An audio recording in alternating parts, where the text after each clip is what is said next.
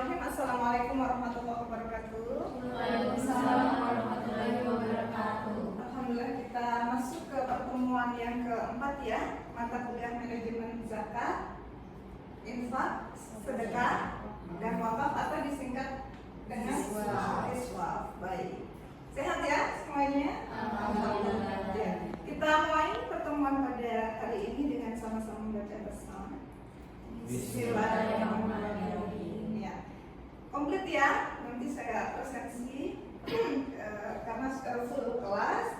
Baik, di pertemuan yang sebelumnya sesuai dengan RPS atau rencana pembelajaran semester, yaitu kita sudah belajar tentang mata kuliah siswa itu merupakan bagian dari keuangan sosial Islam ya.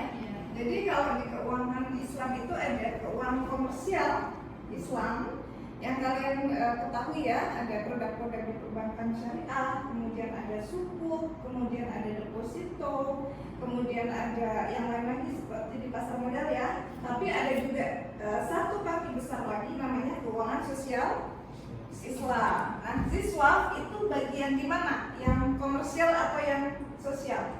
Yang sosial, betul. Jadi sesuai dengan sosial, maka tujuan utama atau akhir adalah untuk keperluan sosial kemaslahatan. Tapi prakteknya sekarang bisa diintegrasikan ya antara komersial dengan sosial. Kalian ingat ya, ada istilah cash wakaf, link sukuk. Nah, sukuknya komersial, kemudian wakafnya adalah sosial. Baik.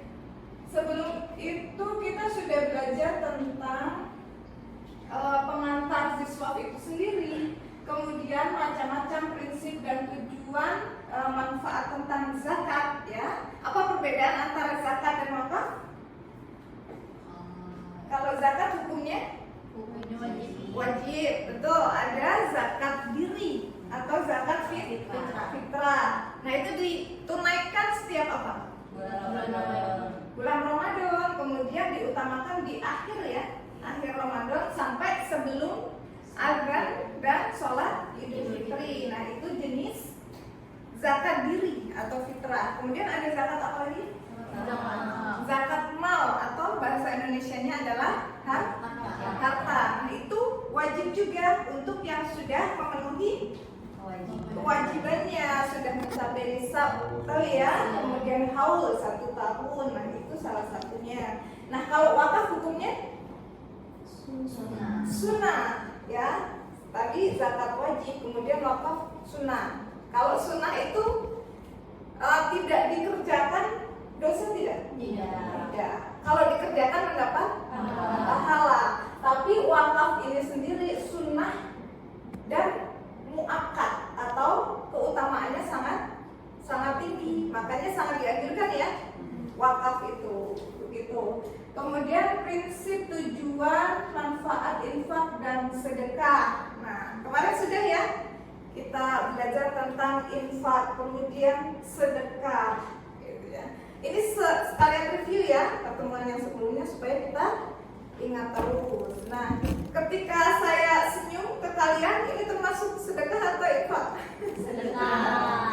Sedekah senyum ya. Nah, itu salah satu yang membedakan juga, karena sedekah itu tidak harus harta loh, gitu ya. Misalnya kita punya tenaga, kita membantu orang atau menyingkirkan kerikil atau kayu penghalang di jalan, itu adalah bentuk sedekah kita. Sama-sama dapat pahala tidak? Dapat ya, meskipun hukumnya sunnah. Oke, sedekah senyum, sedekah ya perhatian, seperti itu. Sekalian review. Nah, kalau kita memberikan uang nih, misalnya di kotak yang ada di masjid, itu apa? Infak ya. Nah, kita akan masuk kepada yang wakaf sekarang ya. Siswa, masih ingat ya? Zakat, infak, sedekah, wakaf. Nah, itu jenis-jenis atau instrumen keuangan sosial Islam. Tapi sebetulnya tidak hanya itu, ada hibah. Tahu ya? Saya hibahkan nih 1 unit komputer karena saya sudah tidak pakai lagi. Nah, itu hibah. Dapat pahala juga. Kemudian qardul hasan. Tahu tidak? pinjaman untuk kebaikan. Nah, bedanya apa dengan qard? Qardul hasan itu kalau kalian meminjamkan 10 juta, kembalinya 10 juta lagi. Karena kan murni ya. Jadi niat baik kita untuk membantu begitu. Kalau qard mungkin ada ujrohnya untuk usaha, kita dapat lagi hasil ya. Oke, kemudian wakaf. Nah, seperti apa sih wakaf? Keutamaannya apa? Kemudian kapan harus berwakaf? Kemudian rukunnya apa saja? Nah, ini yang kita mau pelajari ya hari ini. Nah, rekan-rekan di layar masing-masing juga sudah ada ya? Sudah ada. Nah, lebih jelas di situ bisa saja ke langsung definisi. Nah, kalau wakaf itu ada yang namanya undang-undang hukum positif ya, berdasarkan yang ada di negara kita. Karena negara kita negara Islam bukan? Iya. Ayo, bukan, tapi negara dengan penduduk mayoritas Islam. Muslim. Nah, makanya ada undang-undang ya hukum positif di negara kita ini. Tapi selain undang-undang hukum positif juga ada yang namanya undang-undang hukum berdasarkan syariat Islam. Apa saja itu? Al-Quran dan ya hadis, betul. Oke, ini ya, ini tidak perlu dihafal, tapi kalian langsung klik tahu ketika bicara wakaf. Undang-undang nomor berapa sih? Tidak nama ya? 2004. Oke, itu tentang wakaf ya. Kemarin kita sudah belajar undang-undang tentang zakat ya, nomor 23 tahun 2011 ya. Nggak nampak ya tidak saya. Oh, bagaimana nih? Oke. Nah, sejarahnya sebetulnya bagaimana? Kalau kita berpatokan pada 2 dasar hukum itu, langsung saja mungkin bisa ke selalu di memorize ya di pikiran kita bahwa ada 2 dasar hukum ya. Undang-undang hukum positif tadi yang Undang-Undang 41 tahun 2004, kemudian juga ada peraturan pemerintah, ada peraturan Badan Wakaf Indonesia ya. Kalau zakat apa nama badannya kemarin? Badan Amil Zakat ya, atau Basnas. Nah, betul. Kemudian hukum Al-Quran dan hadis. Nah, next lagi. Oke, ini beberapa surat ya.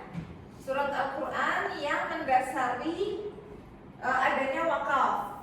Memang kalau kata-kata zakat itu langsung disebut ya, zakat gitu di dalam surat Al-Quran ya, di ayat-ayat di Al-Quran langsung jelas dan banyak ada beberapa gitu. Tapi kalau kata wakaf sendiri yang lugas, benar-benar kata wakaf itu di Al-Quran tidak ada.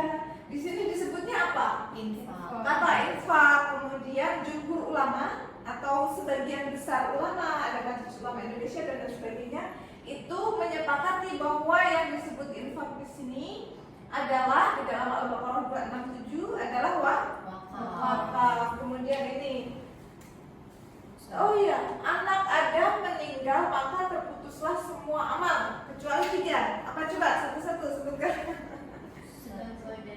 Sedekah jariah, kemudian doa anak yang soleh. Kalian rajin-rajin berdoa untuk orang tua ya, karena itu langsung ke Allah gitu, nggak ada halangan masuk ke langit dan itu mabul atau terkabul. Terus satu lagi, ilmu yang bermanfaat dan itu lakukan. Oke ya. Nah, ini ada pertanyaan dulu sebelum kita ke slide yang lain. Silakan. Belum ada? Ya, saya lanjut dulu ya. Nah, oke. Gambar apa itu? Pohon kebun kurma. Kemudian kayaknya semua orang yang muslim ya, pengen ke sana di Makkah dan Madinah. Ini Masjidil Haram ya. Kemudian ini apa nih? Sumur. Maksudnya apa nih ya? Kalau dalam bahasa Arab itu namanya rumah. Kalau bahasa Indonesia rumah itu kan tempat tinggal kita ya. Tapi kalau dalam bahasa Arab rumah itu artinya yang dipraktekkan pada saat Rasulullah Muhammad dan para sahabat. Mereka mewakafkan, memberikan harta-harta terbaik mereka ya untuk kemaslahatan umum, untuk jalan Allah gitu. Nah ini menarik nih, pada saat itu belum seperti itu, masa Nabi masih sederhana sekali masjidnya gitu. Kemudian butuh diperluas karena apa? Karena umatnya atau jamaahnya kan banyak, sementara sudah tidak menampung lagi. Kemudian Rasulullah membeli sebidang tanah dari anak yatim yang masih beragama Yahudi waktu itu, kemudian diwakafkan. Nah, kalau wakaf itu tidak diberikan kepada pengelola, kepada nadir wakaf, kepada orang tertentu, tapi langsung diikrarkan bahwa harta ini saya berikan ke Allah Subhanahu wa Ta'ala. Nah, ada namanya nadir wakaf atau pengelola wakaf atau mutawali ya. Itu hanya mengelola saja, hanya dititipkan saja. Tapi kepemilikannya diserahkan kepada Allah. Kemudian manfaatnya itu ya untuk masyarakat atau kemaslahatan umat atau yang kita sebut sebagai rahmatan lil alamin. Karena siapa? Apakah muslim saja yang bisa merasakan manfaat wakaf? Tidak. Non muslim boleh apapun agamanya. Termasuk yang berwakaf itu juga boleh merasakan. Iya, betul. Nah, itu sejarah yang pertama ya, cikal bakal wakaf. Kemudian ini adalah harta terbaik yang dimiliki oleh sahabat Nabi Muhammad yang paling garang di medan perang, yaitu Umar bin Khattab. Ya, kalau Umar bin Abdul Aziz itu sudah masa setelahnya ya, kesultanan. Nah, Umar bin Khattab adalah salah satu yang beliau bilang, "Ya Rasul, saya memiliki harta terbaik." Apa itu bentuknya? Tanah yang di atasnya ditanami atau ada pohon-pohon kurma dengan hasil buah yang paling enak. Kalau dijual paling tinggi harganya, karena harga ini yang enak gitu, kualitas the best lah. Jadi apa yang harus saya lakukan? Terus jawaban Rasulullah apa? Tahan pokoknya. Maksudnya ini jangan diberikan, dihibahkan begitu saja gitu, tapi tahan. Kemudian sedekahkan hasilnya. Karena ini kebun kurma, ini namanya di daerah Khaybar. Jadi di daerah Khaybar itu juga ada sumur ini, kemudian ada kebun kurma ini yang hidup siapa waktu itu? Islam, Muslim ya, kemudian Kristiani, kemudian Yahudi, itu hidup rukun ya, benar-benar rukun di area sini. Terus siapapun bisa ini ya, merasakan manfaatnya. Nah, karena dijual ini berarti wakaf produktif ya. Kalau yang masjid itu wakaf yang dirasakan manfaatnya ketika orang datang sholat ya, ngaji di situ, atau ke wudhu di situ, beristirahat. Nah ini kalau ini produktif, karena kurmanya dijual berarti mendapat ini ya, cuan ya, atau keuntungan. Nah keuntungan itu yang kemudian untuk fakir miskin, untuk siapapun, termasuk untuk diproduktifkan lagi, peternakan dan lain sebagainya. Kemudian satu lagi, tadi ini adalah sumur milik Utsman bin Affan. Sebelum itu juga dibeli dari orang Yahudi, mahal sekali karena waktu itu memang begitu itu kayak raya ya, aslinya ya, tapi memang untuk jalan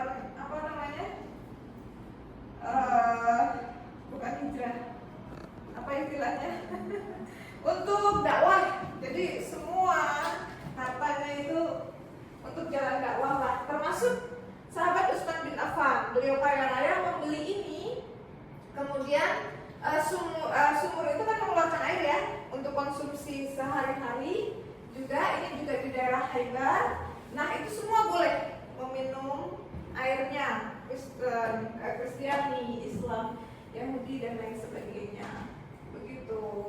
Ini adalah cikal bakal yang menjadi kebun kurma selanjutnya, karena mendatangkan hasil untuk pengairan, pertanian. Kemudian juga ada hotel Utsman bin Affan. Kalau kalian ke Tanah Suci ya, sampai sekarang masih bisa kalau mau menginap di sana ya. Itu bukti keabadian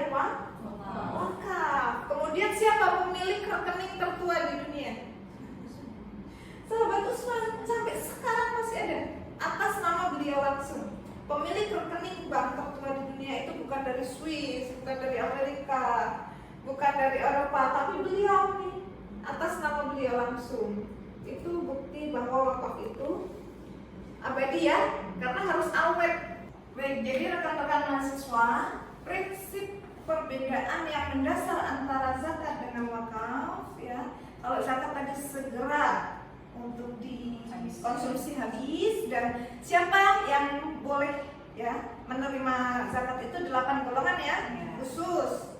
Tuh, tapi kalau wakaf boleh siapa saja, termasuk dari non muslim ya, untuk kepentingan umum, untuk membangun jembatan. Kan yang lewat di jembatan itu siapa saja ya, kita tidak tahu ya. Itu bukti bahwa Islam adalah rahmatan lil alamin, betul. Dan sifat mendasar tadi perbedaannya, wakaf tidak boleh berkurang apalagi habis, jadi harus dijaga kelestariannya. Baik. Nah, ada pertanyaan di sini? Ya, silakan. Bu, kapan sih Ya, kita. waktu yang tepat untuk kita berwakaf itu, Bu? Baik, ya. Pertanyaan yang bagus sekali. Ini untuk kita semua ya, karena bisa langsung dipraktekkan. Begitu. Perbedaan tadi zakat, kalian sudah menyebutkan bahwa zakat itu di fitrah ya, selama bulan Ramadan, terus diutamakan di akhir. Begitu, kemudian ada wajibnya. Kemudian juga tadi apa ya, ada zakat malam. Kalau wakaf ini bedanya dengan zakat yang sudah ditentukan waktunya ya, terutama fitrah, wakaf ini boleh kapan saja. Gitu. Nah ini berkaitan nih, kalau boleh kapan saja, apakah untuk berwakaf itu harus menunggu kaya? Tidak, karena tadi kalau zakat kan harus memenuhi nisab, kemudian harus sesuai dengan haul 1 tahun penuh, begitu ya. Berwakaf tidak harus menunggu kaya. Iya, ada yang dengan 10.000 dengan harga seporsi sebelah atau secangkir kopi bisa berwakaf. Sekarang sudah ada platform ya, ketika diklik gitu atau lewat kris itu mau 5.000, mau 10.000, mau 2.000 itu bisa. Itu namanya wakaf uang ya, dan wakaf melalui uang. Karena ada nih istilah wakaf juga ini ya, 3M. Masih ingat? Masjid, madrasah, makam. Nah, sebetulnya di Indonesia memang mayoritas itu ya. Karena kita harus bangga, total luas tanah wakaf di Indonesia itu lebih luas dari negara Singapura. Iya, luar biasa kan? Itu harus diproduktifkan. Tapi ini yang mendominasi yang 3M itu, masjid, musola, makam, madrasah gitu. Tapi ini harus diproduktifkan juga dengan wakaf uang tadi, seperti yang Salah sampaikan ya, gitu. Jadi bisa kapan saja dan bisa berapa saja, tidak harus bentuknya aset ya, boleh uang, boleh wakaf benda bergerak namanya. Kalau uang itu kategorinya wakaf saham boleh. Kemudian sukuk ya, hasil dari sukuk diwakafkan, kendaraan boleh. Tapi juga ada namanya wakaf benda tidak tanah, gedung kan nggak bisa ya, digeser. Oke. Ada pertanyaan lagi? Ibu, tadi kan Ibu nyebutin wakaf suku. Kalau kayak gitu tuh kayak gimana sih Bu prosesnya? Soalnya kan kita sebagai mahasiswa tertarik Ibu kalau misalkan kayak untuk saham-saham gitu. Saham dan suku. Iya. Baik. Ini mekanismenya panjang. Luar biasa nih. Dia bertanya di materi, insya Allah secara detail ya akan saya jelaskan di pertemuan yang ke-6. Ya, ini kan baru ke-4 ya. Nah, mekanismenya panjang tapi singkatnya begini. Kan kalian berwakaf misalnya ya 100.000, 100.000, 100.000, 100.000. Semua jadi berapa? 500 sama saya lah ya. Sama saya 600. Nah, bisa dibelikan sukuk tidak? Bisa, tapi dengan syarat yang namanya crowdfunding wakaf. Jadi gambrengan rame-rame di kecil-kecil dijadikan satu.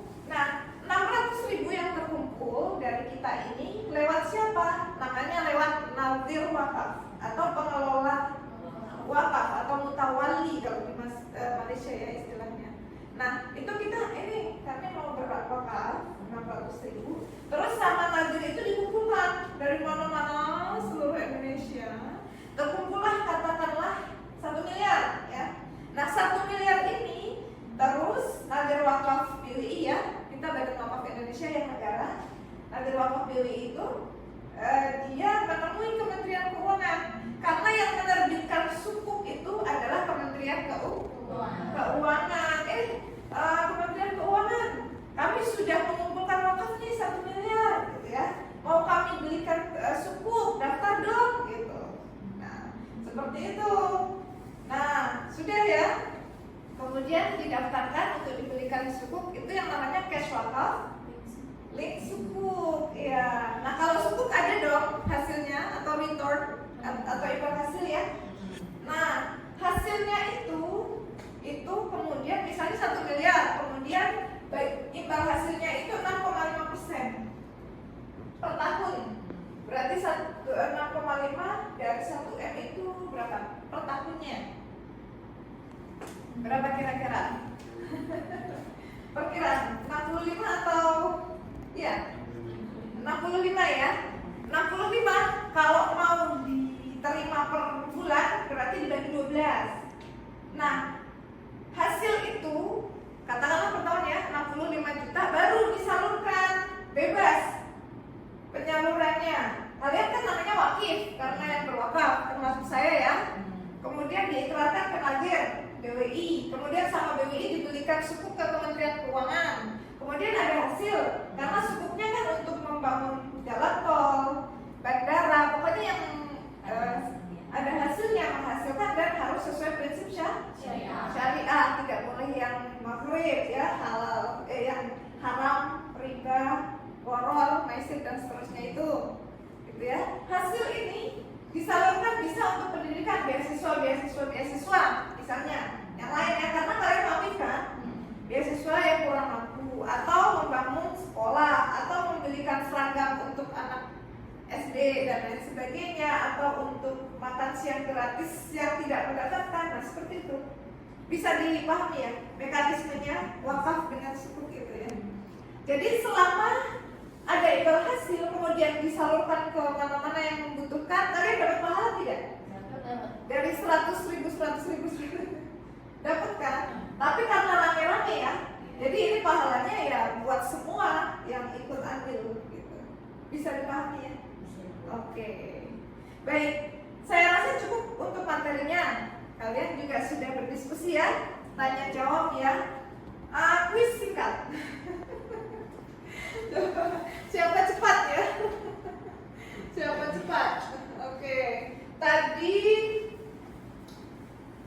saya sebut di Indonesia ini adalah didominasi wakafnya itu adalah wakaf 3M. Satu orang sebutkan satu. Siapa duluan? Masjid. Bentuknya masjid, berarti harta benda wakaf tidak bergerak. Terus, ya, yang lain. Oke. Madrasah atau pesantren, berarti sudah 2M ya, bukan 2 miliar nih. Satu lagi. Oke, Dinda. Makam atau pemakaman ya. Kita nanti kalau meninggal juga dikuburnya di tanah wakaf. Oke. Nah, itu yang mendominasi ya. Wakaf 3M di Indonesia. Tapi wakaf uang atau wakaf produktif juga ada. Cuma belum sebanyak wakaf 3M. Baik. Terus salah satu perbedaan antara zakat dan wakaf siapa?